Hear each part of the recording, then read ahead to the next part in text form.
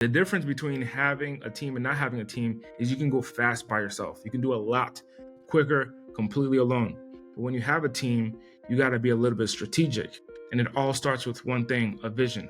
That was the difference. That was a game changer for me in my first business where my leadership was ineffective. We had 14 employees between the 4 stores.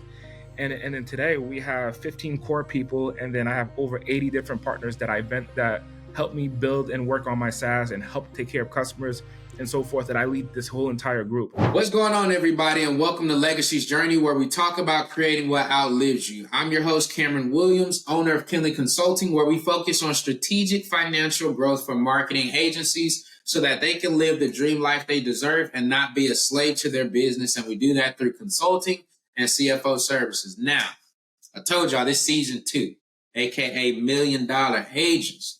So, y'all know, if you don't know, I do a lot of traveling because I feel like if you're going to niche down and help whatever industry you choose, you should be able to speak their language. You should be able to know like what softwares they like to use and all of that. And of course, we know that a huge software that a lot of marketing agencies like is GHL, aka Go High Level.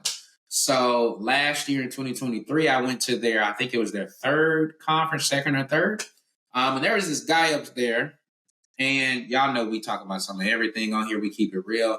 And it's not that many African Americans that get on a stage and are doing it at a high level, especially at a lot of these events. But there was one. Well, there were 2 technically, but this one, I was like, okay, he was sharing this story. So I waited a little bit, we connected, and then I was like, bro, why don't I just get you on the podcast and we can chop it up? So I had to go get Andy, man. And I'm like, bro, you got to come on here. So, ladies and gentlemen, I'm going to let him introduce himself. So tell the people, name of the company, how long you've been doing it, and what you do specifically. So my name is Andy Ade. I run a company called Progretta, and it's the words progress daily mashed together. Progretta is our software. And prior to running the software, we ran our marketing agency, which is Audate Media. And our marketing agency, we did Facebook ads, marketing funnels, and online courses. We transitioned from marketing agency work, which is heavy fulfillment, into really just selling the software. And in that journey, we were able to create more revenue, streamline profits, and have predictable income every single month versus a marketing agency where you're constantly on the hunt or the chase for new customers. And so that's been my journey so far. And I started in the software 2021. And I started the marketing agency 2017. Okay. Ooh, it's a lot right there. Okay. Everybody knows. I'm going to start taking notes because the gems is already coming. Okay. Let's start back 2017. So I think that was something super important that you said in that, okay, I had a marketing agency. We can tell, I'm sure, but you tell them it was successful by all metrics. It was successful. Now, why did you feel the need to pivot from having a successful marketing agency? Well, one of the reasons that I pivoted from a marketing agency, there's in the marketing agency, because you're in accounting, there's high revenue, but there's also high expenses. And a large portion of the expenses goes towards human labor, not even software and technology. It's more so on human labor and taxes, right? But when I looked at the business model, I wanted to create a business model that created a lifestyle for me, and that gave my team a tremendous amount of value and predictability. So what that means essentially is it was a lot of work, a lot of headaches, a lot of cost to run a marketing agency. And then when we transitioned to software, it was a numbers game that we were playing versus a volume game. So what I mean by that is we get more customers. The focus is on getting more customers rather than getting the most amount of money per person. It's about getting and acquiring more customers. So it's a different business model. Right. And I realized that business model was more suiting and fitting for my business and my brand and my lifestyle that I was looking to create. So you're trying to tell me that you can make a lot of money and it not can match with your lifestyle. That's what you're really saying.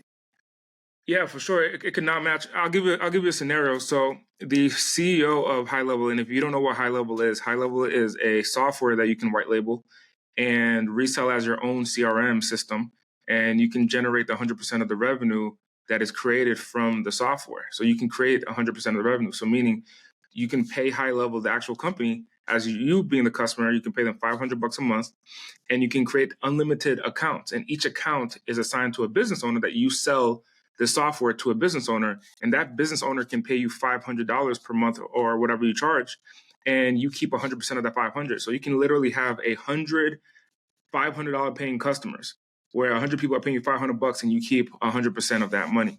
And you can run that as your own business. So that was my transition. That's what high level is. Now, in running the marketing agency, there was actually one incident that was a transformational point in time for me to understand the value of recurring revenue in small dollars. We had a customer in my marketing agency. We had a customer that paid us $40,000 for a service.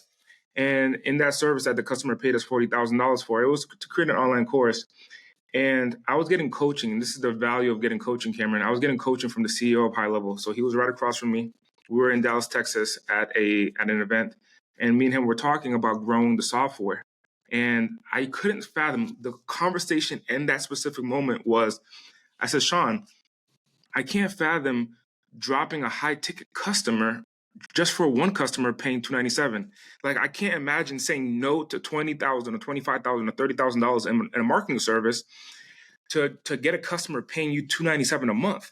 And wait, let's pause, because I think you're going to go somewhere real deep.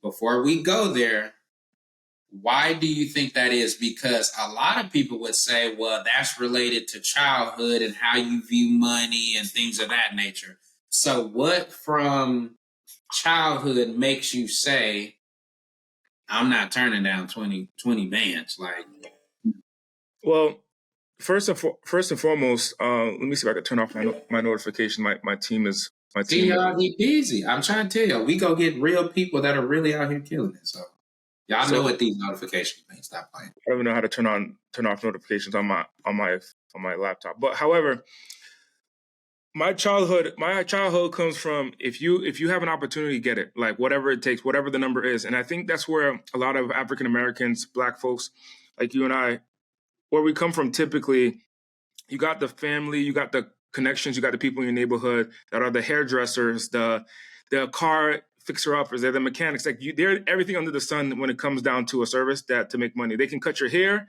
they can sell you shoes. Like I was one of those guys. I was a barber. I was a cell phone salesperson. I would get you the latest cell phone, and I was cutting your hair, and I was getting the latest sneakers. Whatever sneakers you want, I could get my hands on, and whatever electronics you wanted. So I would get you MacBooks. I would be that guy.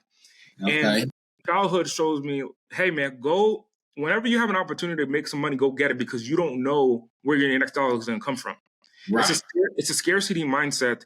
At least for my community, it's a scarcity, and I'm sure you can relate to a degree, Cameron, that it's a scarcity mindset. And if you are like, hey, let me go get it, by any means, whatever it takes.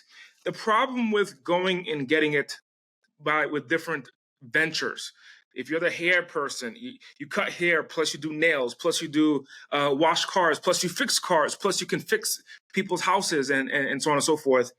You never set up an actual business. You never set up an actual system. And this is what I was getting coaching on. And here's the concept. This is what what the CEO of High Level was telling me. He was like, hey, man, if you go get a customer at $297 a month, I said, stop it. Let me stop you right there. Let's do the math. Let's do the math. Right. If I have one customer paying me $40,000 up front, giving me 40 bands, boom, wire it in. And I get 3, 4, or 5 of those in a month. And that's what I was getting, by the way, in the agency. I'm getting 3, 4, or 5 of those in a month, paying me 40 bands to do a service for them. If I do the math, it's going to, for one customer that's paying me $297 a month on a software, it's going to take me 134 months or almost 11 and a half years to get back the same amount of revenue. Right. So that's what the conversation was. And I was trying to get him to, I was trying to understand what he was trying to tell me because it's not mathing for me. Then in the middle of the conversation, like when I tell you that God moves in mysterious ways.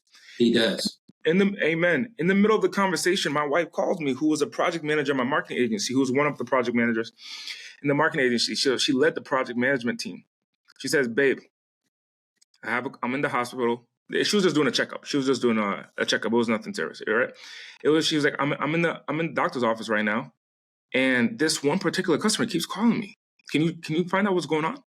So I called the customer and I said, excuse me, CEO of a $500 million company that is giving me coaching. Let me go handle this customer that you're telling me not to have.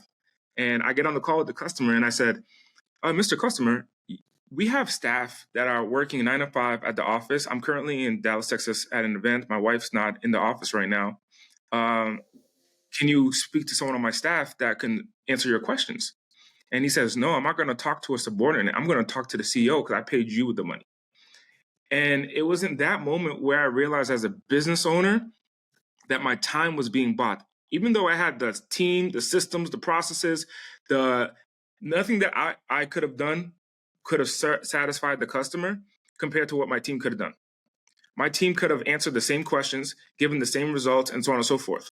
And this question was really just a checkup on how the project was going. That's all it was. It wasn't anything like any problem. It was just a checkup of how the project was going. But the customer's perspective in this one scenario, his position was, I paid you $40,000. I want to talk to you and take your time. And that's when I realized I didn't have a business. I had a job. I had a glorified job paying me 6 figures a month. And that's when things pivoted. I handled the question, told them the project was going great, everything's on track, hung up the phone, and I realized I don't want to go back into this world of doing marketing services at a high ticket. I want to build a long-term sustainable business that doesn't even require me. And then I went back to the room to talk to the CEO, and the CEO let me know, like, that's why you go for 20 to 97 in volume. And that's when I said, oh, shit, it happened in real life, real time. And from that moment, that's when I focused on to create monthly recurring revenue through SaaS instead of services.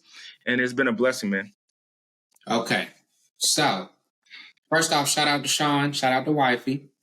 All right. So now you get this revelation, but you still have clients though at the agency. Mm-hmm. So what is the next move? Do we clean house and fire them? Do we just wait till the contracts run out? Do we transition them into this new model? Do we have to go learn this new model? What happens next? So it was a tough pill to swallow, but some of the agreements we waited to contract, finalized. There are we still have clients on the agency services, but those clients are high ticket monthly, but there's low input. It's almost like SaaS. And if you know anything about the technology of high level, you can actually custom value, like you can create automations that update marketing campaigns every single month. So right. The client pays us $4,000 a month for a service to update and maintain their campaigns.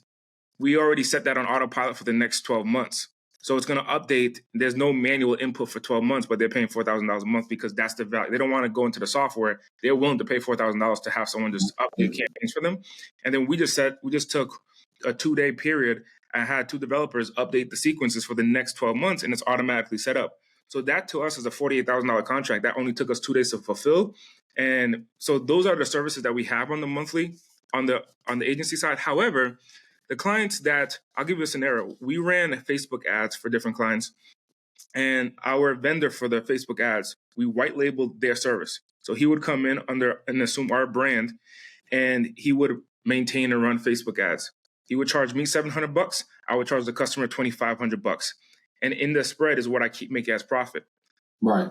We went to the customers and said, hey, great opportunity. You can work with this individual that you've been working with for the last 6 months. You can work directly with them. And instead of paying $2,500, you can pay $700. So this is how we started transitioning out. And most people would look at us and say, that's crazy. But what it did is it freed up the time of the staff that I needed to focus on the software. Okay. All right. Now, before we keep going with the story, we got to backtrack because you said Wifey's working in the business. So when you started this in 2017, you had to have gone to Wifey and said, hey, I'm thinking about starting a business. Her first thoughts were? So I already had the agency in the business 2 years before I actually met her. So I met her in 2019, married her in 2022. And so we've been together since 2020. She entered the business in 2020. So today we're in 2024. So the last 4 years, she's been part of the business. Now, in our journey, when we did the marketing agency work, we had fluctuations with income. Mind you, in 1 month, I can get 3 customers, for example, to pay us $40,000, and we make $120,000 top line.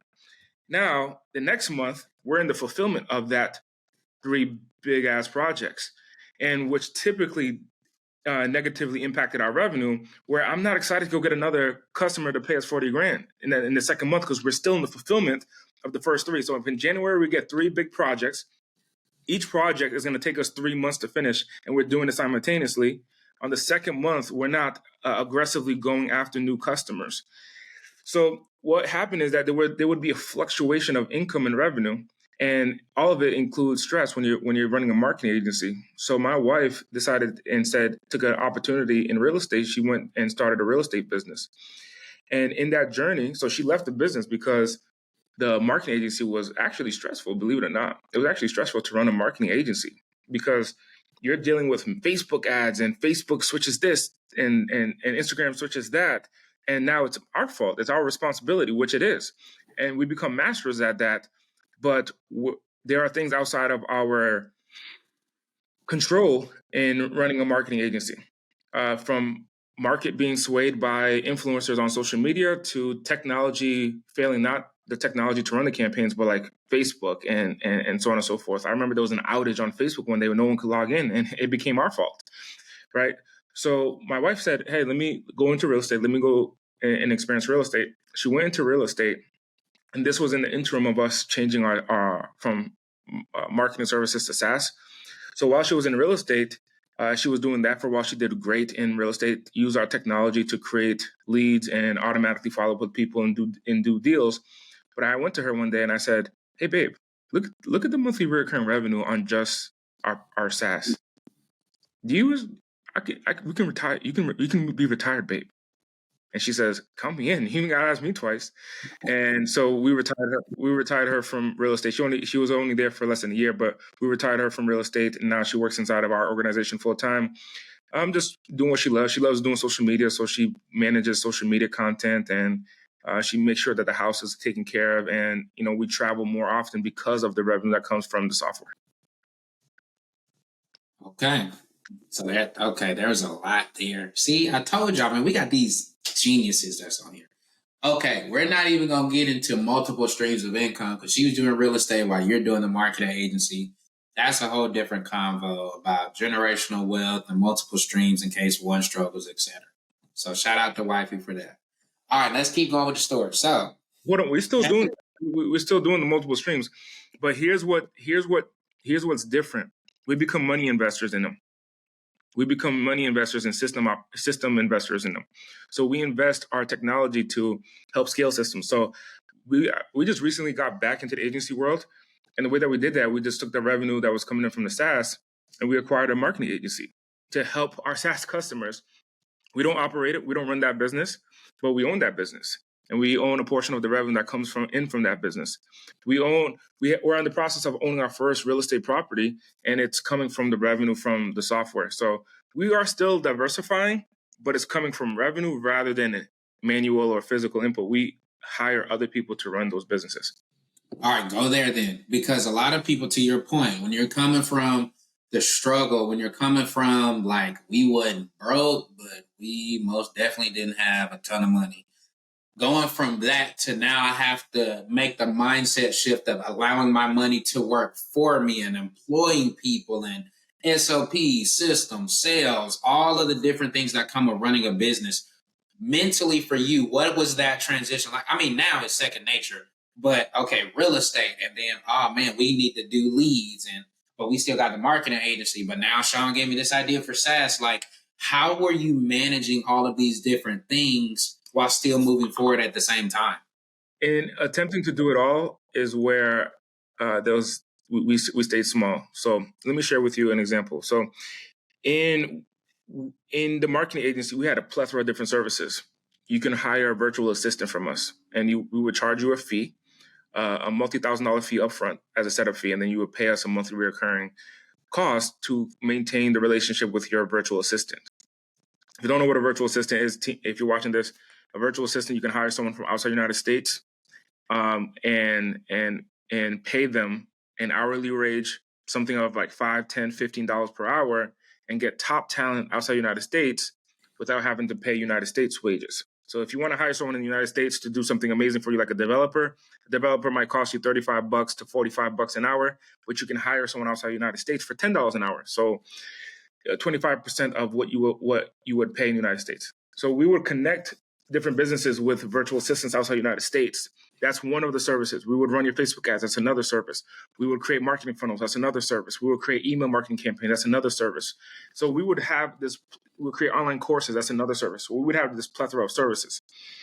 What's different today is I just partner with different people and get a cut of the revenue instead of being responsible for fulfilling. So today we have multiple softwares. And Go High Level, I have 280 people that I'm coaching right now to help them grow their SaaS. And the idea there is that I'm going to get a handful of them up to that $75,000 in monthly recurring revenue. And then we're going to go as a portfolio to private equity firms and have them reinvest into our SaaS. And I can get a cut of every single person's SaaS that I help build up in the first place. So we're very streamlined and diversified, but it all stemmed from one thing. I just focused on my main software. I focused on my main business, built up systems in that business, built up income that flows in every single month. And I take that information, I, number one, share it to help make other people more revenue. So that way I can work with them long term. And then number two, I use that money to be able to grow other businesses without me having to spend any time whatsoever in those businesses. And that gives me a return on the money that I spent in that business. So I'm not hustling in all these businesses. I'm just investing, and I'm putting people that I train and I lead in my software business to check up on those companies to make sure that the deals are operating smoothly. Okay, now let's go there. Now, earlier you mentioned mentorship. So you talked about Sean. If y'all don't know who Sean is, go look it up. One of the owners of High Level, super cool, chill dude. Talk to us about the importance, especially, and yes, we're going here this episode, so, we got a diverse audience, especially in being a minority, the importance of having a mentor that doesn't look like you. What do you think that did to help change your path or the road that you were trying to get to? I think first and foremost, man, in this space that we're talking about, there wasn't a lot of people that looked like us in the first place.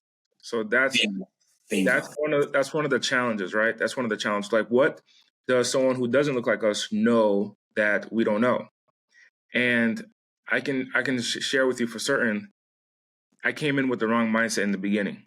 And I was very adamant about my mindset because the coaches, the leadership for example, at High Level were like, Andy, go get reoccurring revenue at a small dollar that doesn't take any of your time, doesn't take any energy from you, and just get people in droves and create deals that get people in droves. So that way you can create the level of recurring that you want to create. And I said, dude, the numbers don't make sense. Math ain't math. The math ain't math. So why would I leave $100,000 a month business to go sell someone at $200?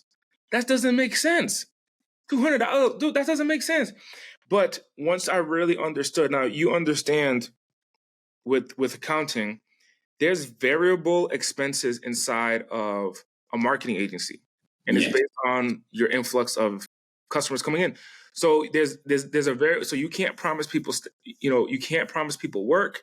One month you have 10 projects, the next month you have 2 projects. You're still making income, you're still making revenue, but you have different projects that are at stake, right? So the graphic designer is needed in this project, but the graphic designer is not needed in that project. Video editor is needed in this project, video editor is not needed in that project. 2 funnel designers needed in this project, 1 funnel designer is needed in the other. 6 funnel builders and project managers are needed in this project, 1 person is needed in the other. So I couldn't go to different people who were top talent and give them the right opportunity. So now they're jumping in between projects and different clients, right? Because they're freelancers. So now I'm playing this game that doesn't make sense for a long-term business because I can't keep and maintain the right top talent in a marketing agency. But in a software, it's the same group of people that come in. They work every single day, no matter how many new customers come in, because the whole entire process is automated. So that means my expenses is fixed. If I sell 100 new units in one day, if I sell 100 new units of our software today, nothing changes in my business. There's no additional expense that changes in my business that's not covered by the customer's revenue already. And the whole entire process is automated for the next 12 months.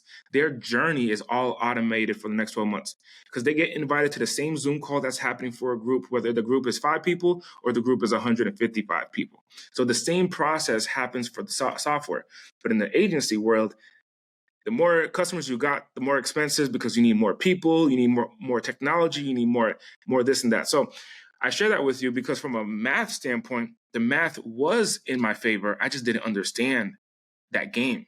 I didn't understand what cash flow was, what churn was. I understood get money, put it in your pocket, hustle, and figure out the taxes later. So even at a, and I'm sure you can see this because even at a large revenue producing business, we were at $1.3 million in our marketing agency. Even at that level of revenue, we were still like, hey, we got to figure out a way for this taxes to get paid. We got to figure out a way for these taxes to get paid. Then when we transitioned to SAAS, we caught up on our taxes. Everything's cleaned up for the taxes.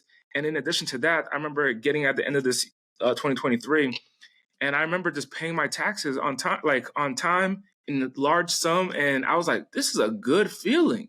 I put enough money to the side. My accountant's like, dude, my accountant is, I have a bookkeeper and a CPA. And my CPA is like, what in the world are you doing that's different? How did you decrease your expenses dramatically, increase your revenue? What is different from this business compared to the previous business? And I said, we just transitioned to low monthly recurring revenue because my CPA doesn't see the 297s. He just sees the batches from Streamlining. And that was a game changer for us, man. From a money perspective, the fact that every single day I got new income coming in, and all I'm doing is thinking strategically on how to add value to the customers that are already paying, which ironically just attracts new customers in the journey anyway. And the whole entire process is automated compared to a marketing agency where every new customer, there's an onboarding call. I gotta meet with you. I gotta answer questions for my team about you. It's a different journey. It's a different play. But for a long-term sustainable business, SaaS all the way. Okay. Y'all heard all that. Okay. I want to ask. Okay. I think I want to go here. So you talked earlier about now you've acquired another agency so that way you can support them with your SaaS. And you talked about now starting to get into investing in the other businesses. Tell us what are maybe 3 things that when you want to go buy this company, what are 3 things they need to have in order to be the perfect purchase for you? Like when you got the marketing agency, this agency had to have. The first thing was that the owner operator is someone who's coachable. That was the first thing. Someone who's coachable because technology is changing, processes are changing, but the mendability of an operator, someone who runs that business, the fact that they can mend and make changes, that's a huge shift. I remember when I came in and I started coaching this individual, and she was like, I'm game. I'll make those changes, whatever you need, like whatever makes more sense. And I said, put these numbers together. So I have her reading the book Profit First. If you know Michael Michalowicz. Mike Michalowicz, we know about Profit First. So I had her reading Profit First because we implemented that in our business many years ago. And I had her reading the book Profit First. Within a day, she's like, on the same call that I'm on the call with her. She's like, I said, get the book Profit First. She's like, okay. She's typing it. I'm thinking she's taking notes. She's like, I just ordered the book. It's gonna be here tonight. And I'm like, oh, okay. And then I said, hey, sometime next week, for example, this was a while ago. But she's like, I said, sometime next week, send me your revenue, your revenue and your expenses and what you want to do for the business. And she's like, hey, okay, sounds good. Next day, she sends me a recording. This is my current revenue. This is expenses. This is what's going on. This is what's in my books. This is where I project for us to be at. This is the way that I'm going to get there. Okay, I like her. She on top of it. I'm like, all right. I'm like, this is what needs to change. Professionalism needs to change. This is what needs to change.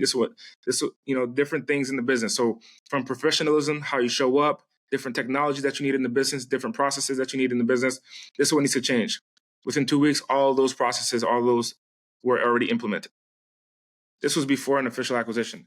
So I share that with you because that's the number one thing that I'm looking for, because everything else can get fixed and pretty clear out. In addition to, of course, a business that's already generating revenue, in addition to a long-term retention on customers that's over 6 months in a marketing agency is ideal for us. So those metrics I'm looking at, but the biggest thing is the owner operator that can essentially listen and is open to making some changes. Okay, now let's talk about the actual acquisition. Now, you ain't got to tell us for how much. Keep that part out. But you acquired this company, and now you are now able to do what? Because we've talked about it on the podcast before, where a company may be undervalued. They may say, "Oh, we only want," I'm just throwing a number, $250,000, and you're like, "Man, this worth way more than that because I already got the systems. I just want your clients, so I put you into my ecosystem. Man, this is about to take off." So you acquire this company. What are the next steps? Because I think a lot of people, that's a hot thing right now. Hey, I'm thinking about acquiring, or a lot of the marketing agency owners may be older, so they're looking to get out. What are some of the things that once you actually acquired, you either didn't know or you were like, yeah, this was perfect. I got the perfect moves already in place? We're still early on in the journey. However, one of the things that I immediately wanted to set up was new customer acquisition. Because we stopped doing marketing agency work, right? And we were dishing people out. The first thing I started doing, I started booking sales appointments on their calendar and seeing what the journey looks like. So first thing that I started doing was we just sent out a small email blast like, "Hey, we do marketing services, schedule a call." Boom, in our Slack channel, new call. And then I would have the operator record those videos. And then she has a team of 7. But I would have the operator record those videos, and I would guide and coach them on that journey. So now I'm coaching them on the sales. But what's cool for me, man, is it only takes 1 hour a week for me to run that business.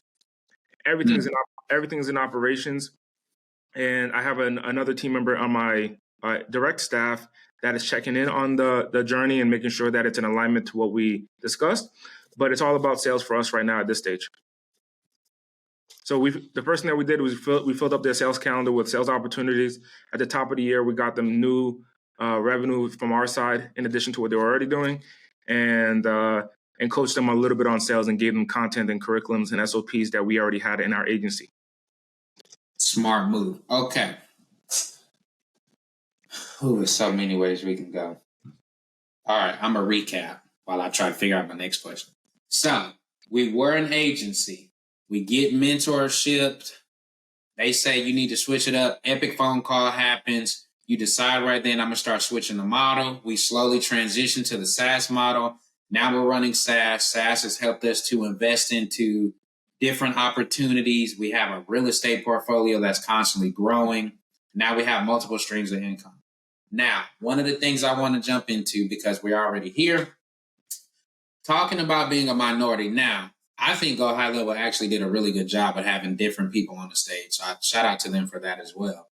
But like you said, you and I both know, and I can say this from going to FHL, the GHL event, different conferences, like on stage, you will rarely see somebody that looks like you. I think it's fair to say in the agency space, it's mainly ran by your Middle Eastern counterparts. I don't know why.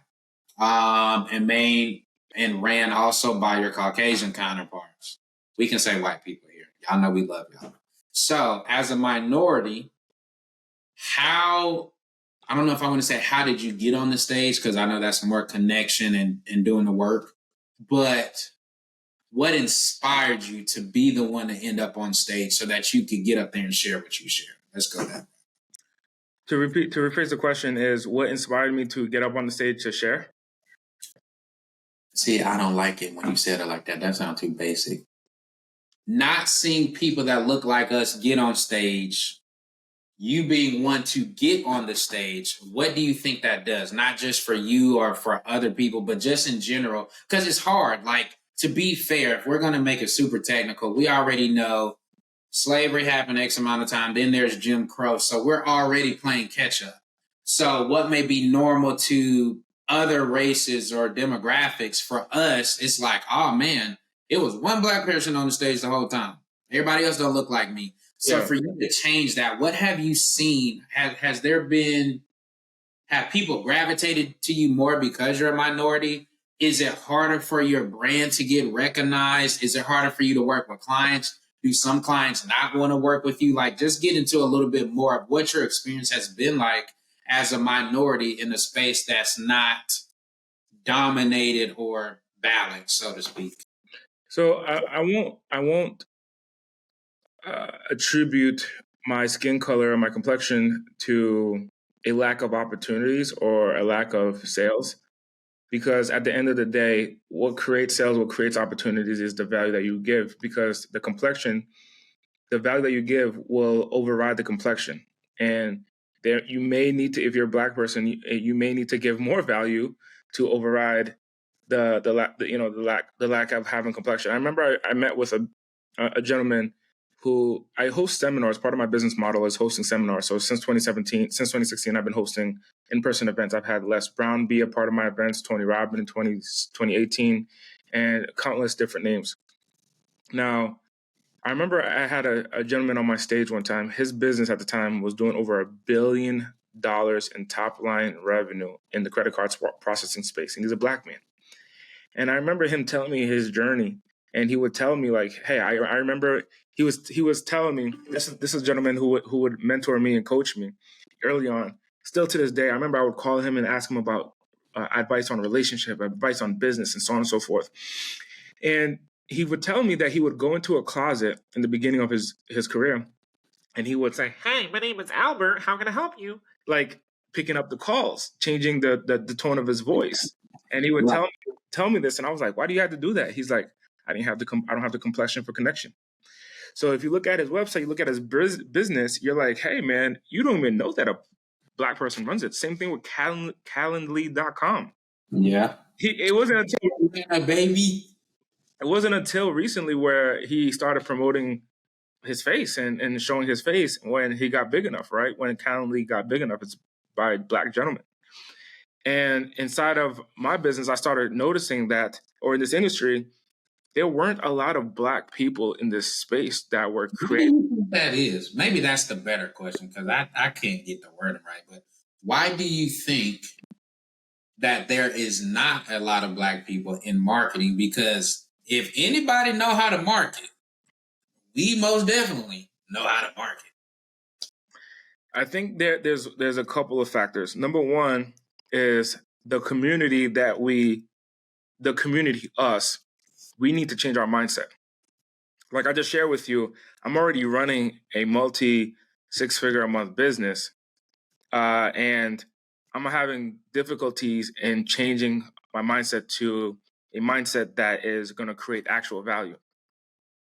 A marketing agency, you can sell, for example, if you were to sell a marketing agency, let's say you got a marketing agency to $1 million in top line revenue a year.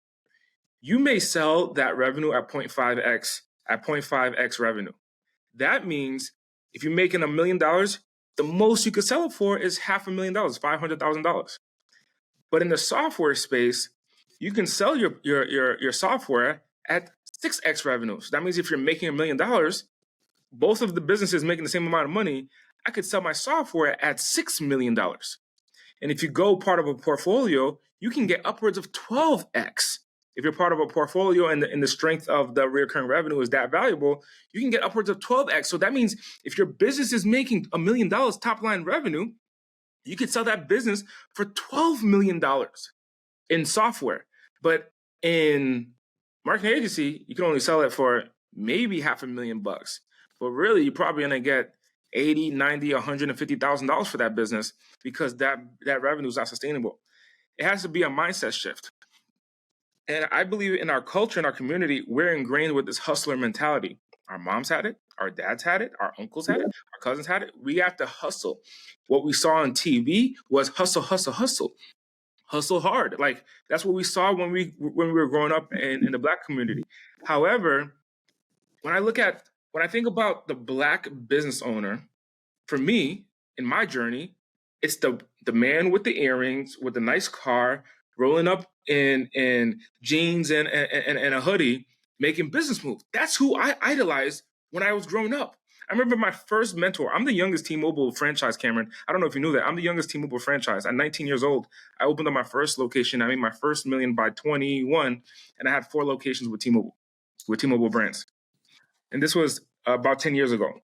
I left that industry to start my marketing agency and to start speaking and so on and so forth. So that's my journey. My mentor in the T-Mobile space, in the cell phone industry when I was in telecom, he was a black man. He was one of the top master dealers for T-Mobile. And I remember seeing him. He pulled up in his Jaguar, got his earrings in, bald head. But I was like, yo, this dude's dope. This is who I want to be like. Then a couple of years ago, when I got into the marketing agency, there was an opportunity with a company. I'm not going to say their name here, but there was an opportunity with a company that is competitors to Salesforce. I was their me being a young black man in marketing, didn't understand the business.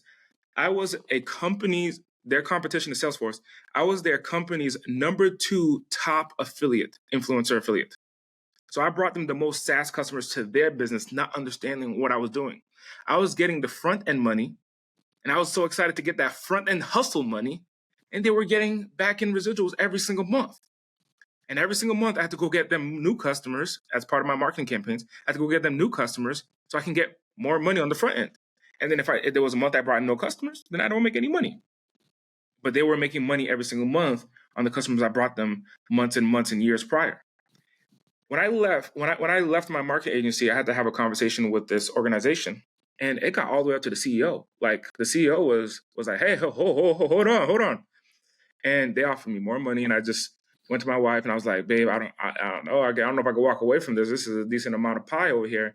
Then the CEO of this organization, $100 million organization, backed by Goldman Sachs, the CEO hops on Zoom with me and he says, "Andy, love you to stay.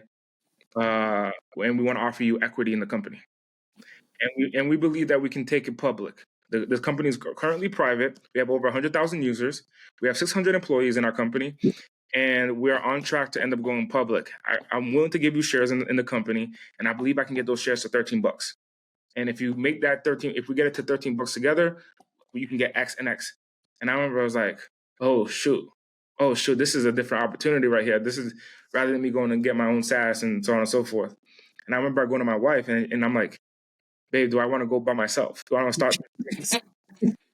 Do I want to start this thing by myself?" But I had education and mentorship over years. I mean, between 2018 to 2021, I spent a lot of time with them. They flew me out. I was getting coaching, mindset. There was a point in time where the customers that we acquired, we ended up doing their onboarding and retention to support them. And we learned about SaaS throughout the whole journey. But my mindset was still on get the 40,000, get the upfront money. But in this journey of getting coaching, 2 things. Number 1, I was mesmerized by the black man that in my hood that was a hustler. That he too was a hustler. He was just a very successful hustler. Okay, he was always getting the front end money. It wasn't until recently now where he invested in real estate and now getting the back end money. We all learn how to hustle. That's our natural skill set as black individuals. We know how to hustle. We know how to get the bag, but we don't know how to keep getting the bag without working. The difference in the community is if we're all getting that bag, we're going to run ourselves dry until we age out. Like we're going to keep hustling every single month until we're just too old and we don't have a retirement. Find out how many black entrepreneurs have retirement. Find out how many black entrepreneurs can have 6 months off in their business and not have to work but still make income. You're a business owner. No, you're not. You're a entrepreneur. You're a self-employed business owner. That's really what you are. You're self-employed if you're in that hustler mentality. Today, if my SaaS makes $50,000 a month and I have systems and operations and processes to keep and retain those customers, I don't have to work for the next 6 months and my business is still making $50,000 a month every single month, netting 45 to 60% on the top line because everything's automated. You're just hiring people to just keep track of the customers. It's a different mindset, my friend. And I think that's what we as a community really need to understand when we look at businesses. A company making $100,000 a month but spends $90,000 to manage that, to run that business is not a successful company compared to a company making $50,000 a month. It only costs $20,000 to run that business. in that scenario. That's math.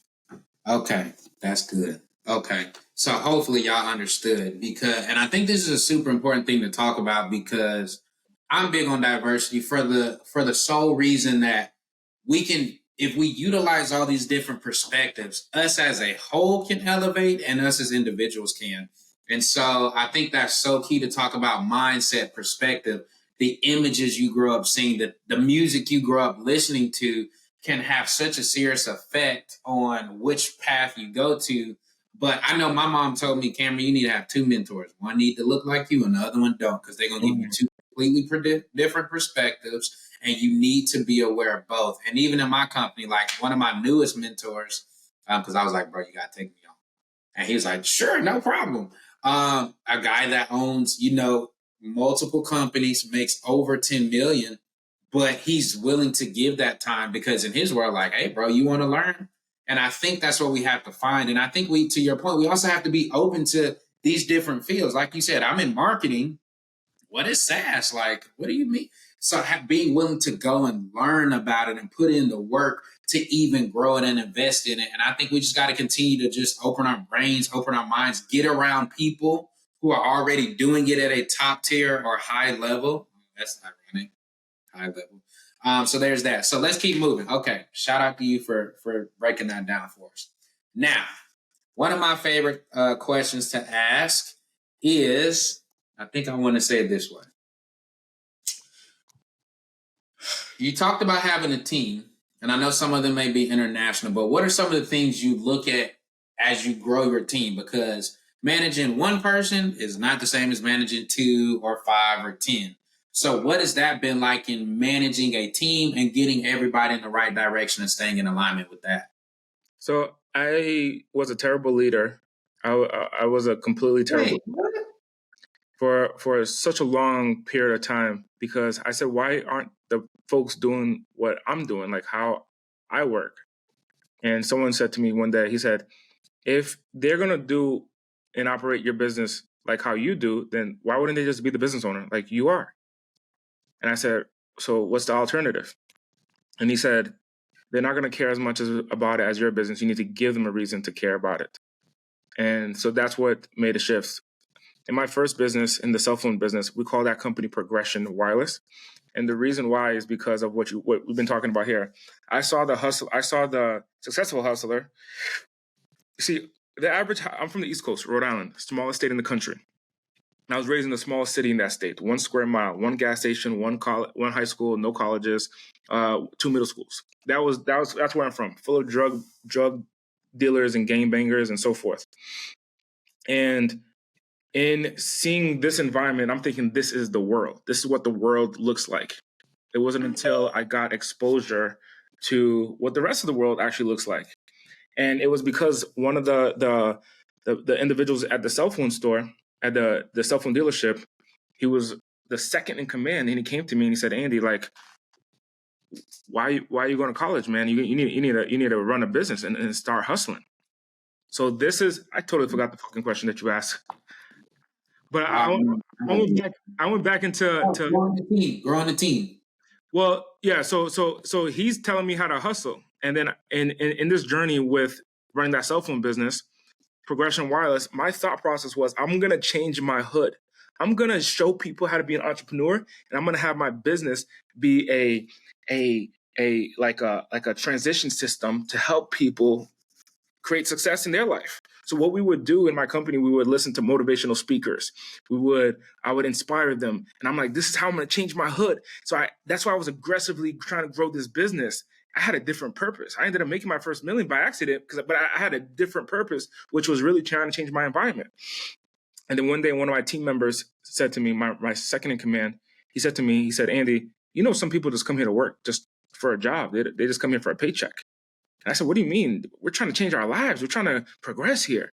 He says, some people don't give a fuck about that mission, Andy. They come here for work. They just apply for a job, got a job, and they get paid every 2 weeks.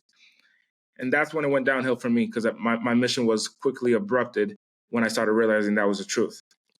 So I had this resentment that people didn't care about success as much as I did. And that led me to just being an ineffective leader, where I would just tell people what to do without giving them understanding of why, so on and so forth. The difference between having a team and not having a team is you can go fast by yourself. You can do a lot quicker, completely alone. But when you have a team, you got to be a little bit strategic. And it all starts with one thing, a vision. That was the difference. That was a game changer for me in my first business, where my leadership was ineffective. We had 14 employees between the 4 stores. And then today we have 15 core people. And then I have over 80 different partners that help me build and work on my SaaS and help take care of customers and so forth, that I lead this whole entire group. So it's nearly 100 people that are behind Progretta today. And that's why the Slack notification keeps going off, because they started working an hour and a half ago.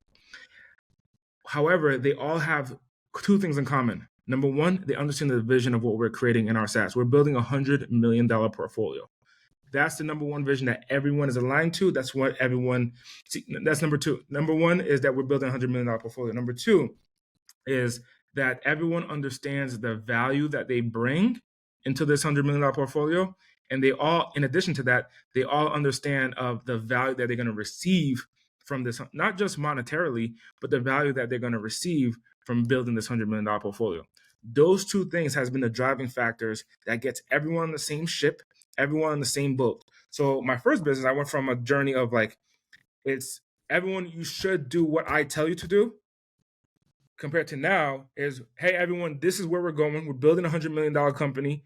Who wants to be a part of this? And everyone raised their hand. I led the vision, and I let them know the benefit that they're all going to receive as we progress towards this target. And that's the difference that I found in leadership, that you got to be very strategic in vision and what they're going to receive as a benefit. Okay. Now, let's go here, because you've done this multiple times at this point. What are the top 3 things you would tell a new agency or business owner to not do in order to get to their first $1 million? To not do? Don't you do this if you want to make $1 million. Don't have 150 products or 150 offers. So don't limit your offers down to 3. Down to 3, 2 ideally, 1 the best. Okay. Second one. The second thing to not do. Not to do. Don't try to do everything yourself.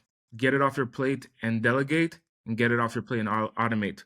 So don't try to do everything yourself. Don't send the emails yourself. Don't leave voicemails. Like, you gotta really take care of your time. I don't want you, if you're trying to make $1 million, don't even leave a voicemail. Get that off your plate. Delegate that. Hire someone else to call people on your behalf, and have an army support you in making your first $1 million. Number 3. Yeah, good question. Think bigger than $1 million. If you really understand what $1 million is, I remember in 2015, I thought $1 million was a big number. 2014, I wrote down my $1 million target. 2015 going to 16, I hit that target, and that I ended up realizing that I was only 1,000 mistakes. $1 million is $1,000 times 1,000 mistakes, and you can make a mistake spending $1,000. You can make a mistake spending $10,000. So $1 million is a small target. Think bigger than $1 million. Go for 10 million and see what you can create. All right, let's go rapid fire right here. What has been your best investment to date that's produced the greatest ROI? The best investment to date was investing into High Level. Shout out to High Level. All right. What are some things that you and wifey do? Dang, that can't be a fast one. I was about to say to connect, but I'd rather ask, with you two both being business owners, how do you guys make it a priority to connect throughout the week?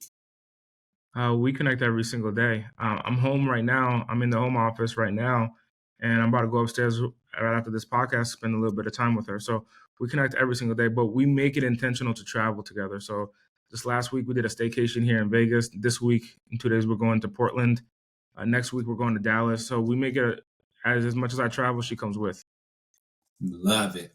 Okay. If you could go back in time and you had 30 seconds, what would you tell your college or high school self, knowing every single thing you know now, being like current, present day Andy? What would you go back and tell them?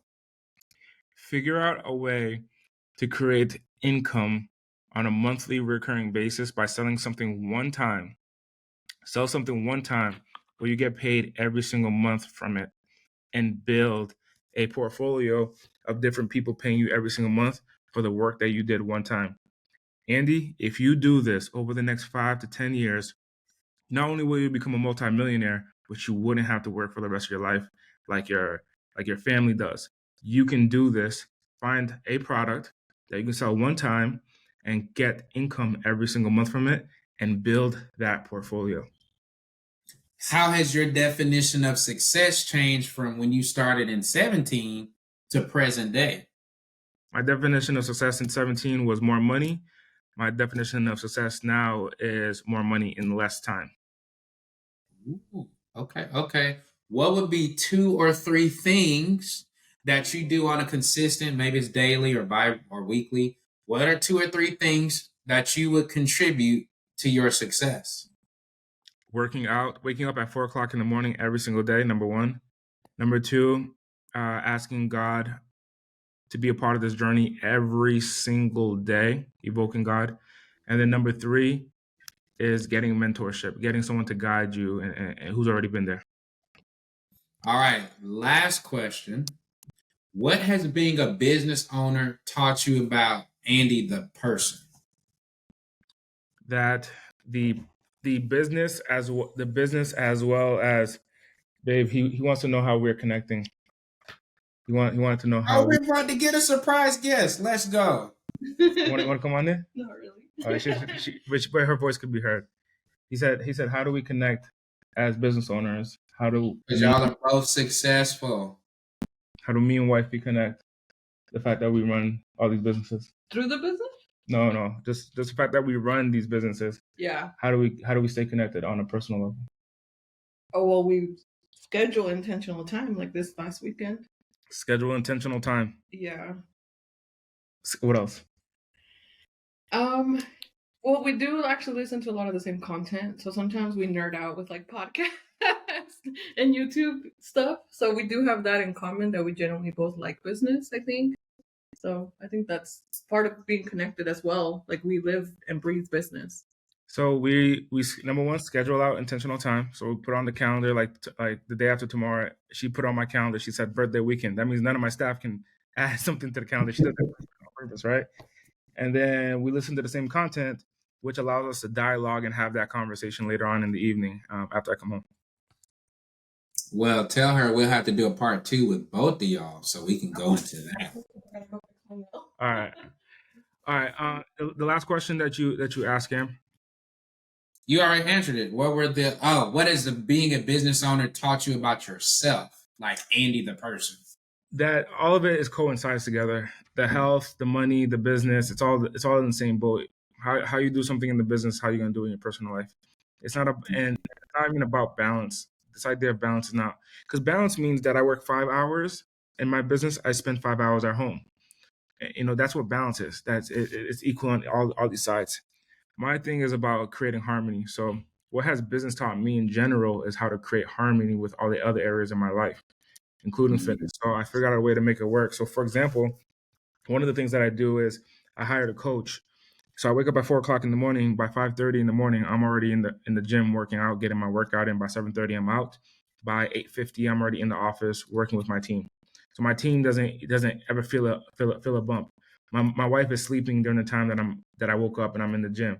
So by the time I come home, most people will go to the gym after work. I come home right after work. I'm spending time with my wife, and my wife is like, "Hey, like I worked out already," because she works out during the day. So we're able to have this harmony of this flow that works. That every night around 6:30, we're together. We're spending time.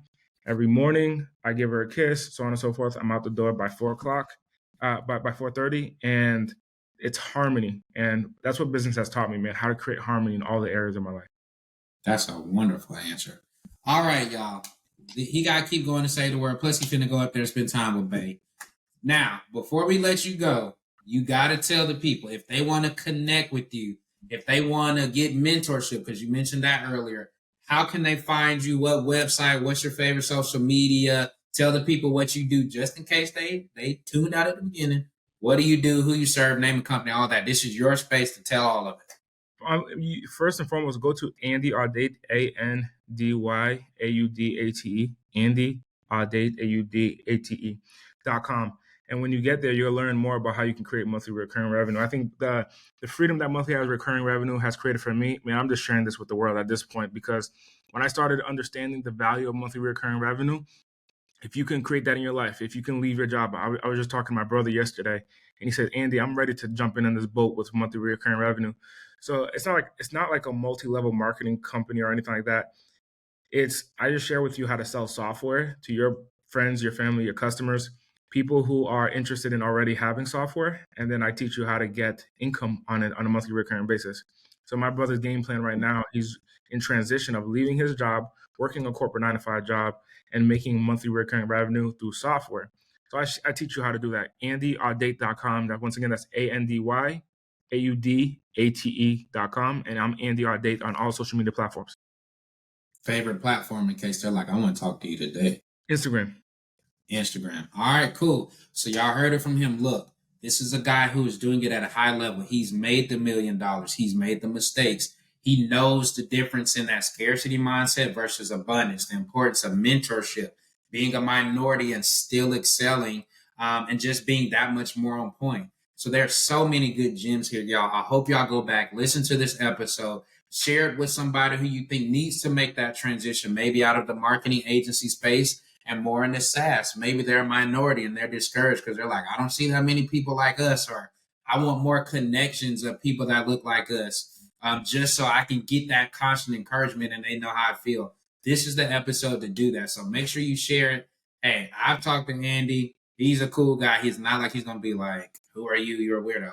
So reach out to him, connect with him. Most importantly, check out the mentorship programs. You see he's at the level now, like he said, where he's about helping other people to build that same freedom that he's now experiencing. So with all that being said, man, thank you so much for coming on here.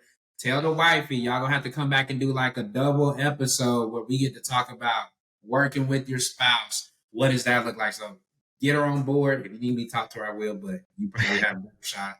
But we appreciate you for coming, man. Any last words? Hey, just progress daily. That's all it is. It's a game of not perfection. It's a game of progression. Just get better every single day. All right, y'all. Until the next episode, we're going to try to find y'all some more guests like Andy, top tier people who have done it the hard way and now can show you guys a better way that can teach you from their mistakes and are currently doing it at a high level. So until the next episode, everybody stay safe, take care of yourselves. Peace.